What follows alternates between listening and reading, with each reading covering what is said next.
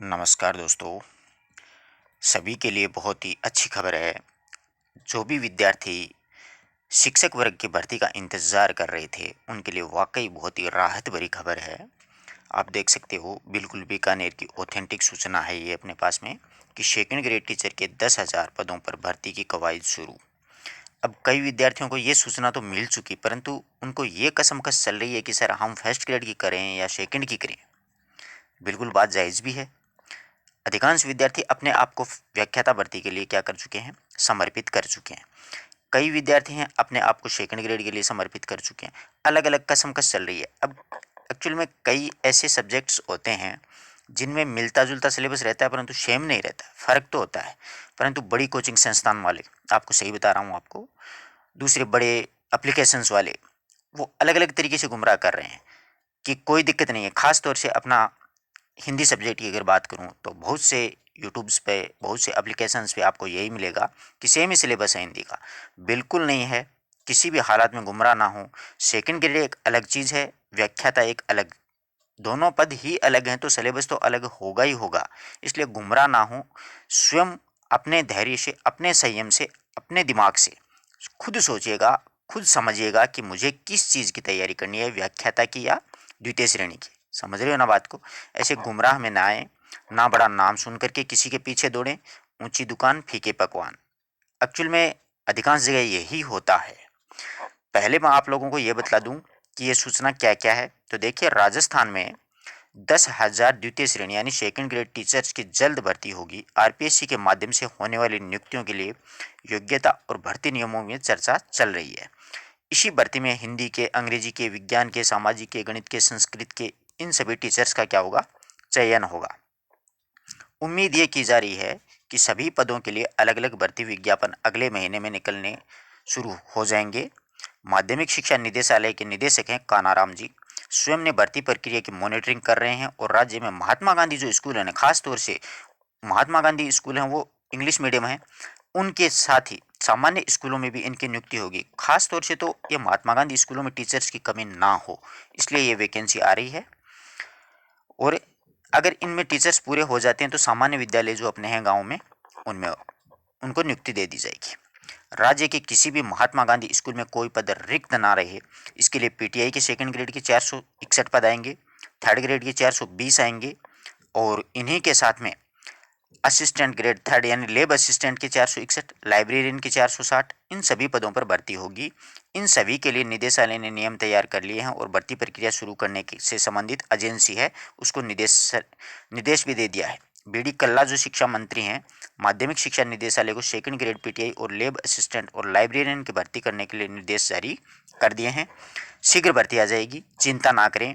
अब व्याख्याता और द्वितीय श्रेणी में फ़र्क आपको मैं बतला दूं, आप खुद अपने हिसाब से तय कीजिएगा, किसी की मानिएगा नहीं।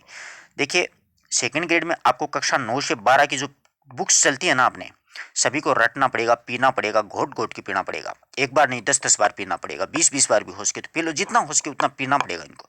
क्यों? क्योंकि इनमें से आपको 180 नंबर के क्वेश्चन आएंगे, जो कि अपने आप में बहुत बड़ा पार्ट है ये। अब रही व्याख्याता की, तो व्याख्याता में सिर्फ 11 और 12 को ही पीना पड़ेगा। 11 और 12 और व्याकरण को अगर अपन पिएंगे तो इनमें से 55 क्वेश्चन अपने कॉन्सेप्ट क्लियर होंगे। 55 क्वेश्चन यहाँ से आएंगे 110 मार्क्स के। यहाँ पर कितने आएंगे? 180 मार्क्स के 90 से अबव क्वेश्चन आएंगे। इसमें ज़्यादातर पार्ट है वो व्याकरण और इन पुस्तकों का ही रहता है द्वितीय श्रेणी में। अब कुछ भी नहीं है। अब कई विद्यार्थी कहते हैं कि सर साहित्य बहुत अच्छा पढ़ रहा हूँ, ये तैयारी कर रहा हूँ। द्वितीय श्रेणी में साहित्य से संबंधित मात्र 5 या 6 क्वेश्चन ही पूछे जाएंगे आपको, मात्र 5 और 6, इसके अलावा कुछ नहीं। और वो भी बिल्कुल बेसिक पूछा जाएगा द्वितीय श्रेणी में। इतने अब तक जो पेपर में हैं उनमें हमने देखा है बिल्कुल बेसिक, जैसे हिंदी का प्रथम कवि कौन है, भारतेंदु की शुरुआत कब हुई थी, खड़ी बोली का प्रवर्तक किसे माना जाता है, समझ रहे हो ना, उपन्यास सम्राट किसे कहा जाता है। इस प्रकार के प्रश्न आते हैं जो कि बिल्कुल बेसिक है, वो आप लोग आराम से कर लोगे। तो साहित्य पे ज़्यादा फोकस न करें। जो द्वितीय श्रेणी की तैयारी कर रहा है वो विद्यार्थी, और जो व्याख्याता की तैयारी कर रहा है उसको 11-12 की पुस्तकों के साथ साथ में हिंदी साहित्य के इतिहास को भी घोट के रटना पीना पड़ेगा, बार बार पीना पड़ेगा। तब जाकर के 55 क्वेश्चन उनमें से आएंगे। फिर काव्य शास्त्र है, फिर पाश्चात्य काव्य शास्त्र है, फिर साइकोलॉजी है। इसमें क्या होता है, 9 से 12 व्याकरण और शिक्षण विद्या, इतना ही कंटेंट है। परंतु 9 से 12 कहने में बिल्कुल आसान है, परंतु पुस्तकों में अगर आप चैप्टर देखोगे ना तो कम से कम आपको 200 के करीबन चैप्टर तो हो ही जाएंगे। सभी किताबों की अगर मिलाओगे तो सभी में देखो 2-2 पुस्तकें हैं, तो 2 9 की, 2 10 की, 2 फिर 11 की अनिवार्य साहित्य, 12 की अनिवार्य साहित्य, ऐसे करेंगे तो करीबन 20 से किताबें हैं, और 20 किताबों में करीबन 200 चैप्टर तो होंगे ही होंगे। तो इन सभी को बहुत ध्यान से पढ़ना है, एक एक चीज को रटना है, गद्य को बार बार पढ़ना है। गद्य से क्वेश्चन है ना वो अपने ज़्यादा गलत होते हैं, पद्य में आपके गलत नहीं होंगे। पद्य की 2-3-4 बार आप कविता पढ़ोगे तो आपको खुद ब खुद अनुभव हो जाएगा और वो याद भी हो जाएंगी। अब गद्य है वो कितना याद कर सकता है विद्यार्थी, समस्या गद्य की रहती है। इसलिए बार बार पढ़ना, व्याकरण को भी बारीकी से पढ़ना, एक एक चीज़ को समझते हुए पढ़ना, क्योंकि व्याकरण और पुस्तकें हैं वो अपने आप में बहुत बड़ा पार्ट है। तो मैंने कक्षा 11 और 12 की पुस्तकें पढ़ा दी हैं, 12वीं चालू है, जल्द ही पूरी कर दूंगा, फिर कक्षा 9-10 की करवा दूंगा। अब आप लोग है ना, एक तो ये बड़ी समस्या रखती है, सर पूरी पुस्तकें पढ़ाओगे, सर काव्य शास्त्र के प्रश्न कराओगे। मैं जब बिल्कुल स्टेप बाय स्टेप चल रहा हूँ तो आप लोगों को दिक्कत कहाँ हो रही है? मुझे कोई जब मैं बिल्कुल स्टेप बाय स्टेप आपको पढ़ा रहा हूँ, मुझे इस बात की बिल्कुल पूरी टेंशन है, पूरी चिंता है कि विद्यार्थी को गुमराह ना किया जाए। जितना कहा उतना तो पढ़ाएंगे अपन, बिल्कुल पढ़ाएंगे। तो आप लोगों को मैं कह रहा हूँ 9 से 12 टोटली पुस्तक पढ़ाऊंगा, आप टेंशन मत लेना। जैसे जैसे पढ़ा रहा हूँ, जिस तरीके से आपको चैप्टर्स में मैं बता रहा हूँ, उस पंक्तियों को, उस लाइनों को आप अंडरलाइन करते चलिएगा, और जाते समय अपने एक बार एग्जाम से पहले 5 दिन पहले उन्हीं पंक्तियों को आप रिवाइज कर लीजिएगा या नोट्स के रूप में लिख लीजिएगा, तो आपके लिए बहुत फ़ायदेमंद होगा। पूरी किताब है उसका रिवीजन हो जाएंगे सारे का सारा, ठीक है ना। कोई टेंशन हो, किसी प्रकार की कोई दिक्कत हो, किसी चैप्टर में कोई समस्या हो तो आप लोग पूछ सकते हैं, शीघ्र आएगी। अब व्याख्याता भी देख लेना चाहिए, शीघ्र ही आएगी। द्वितीय श्रेणी हो चाहे शिक्षक व्याख्याता भर्ती हो, दोनों साथ साथ ही आएंगी, ज़्यादा टाइम नहीं लेंगे। हाँ, 5-10 दिन का गैप हो सकता है, परंतु एग्जाम होगी उसमें भी 1-2 महीने का गैप रखेंगे ये लोग, और हो सकता है लगातार तो आई थिंक नहीं करवा सकते, परंतु 1-2 महीने का।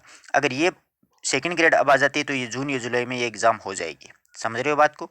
व्याख्याता आती है तो फिर वो व्याख्याता है वो अक्टूबर नवंबर में करवा सकते हैं, थोड़ा सा मतलब गैप तो देंगे, अगस्त सितंबर में भी करवा देंगे, हो सकता है।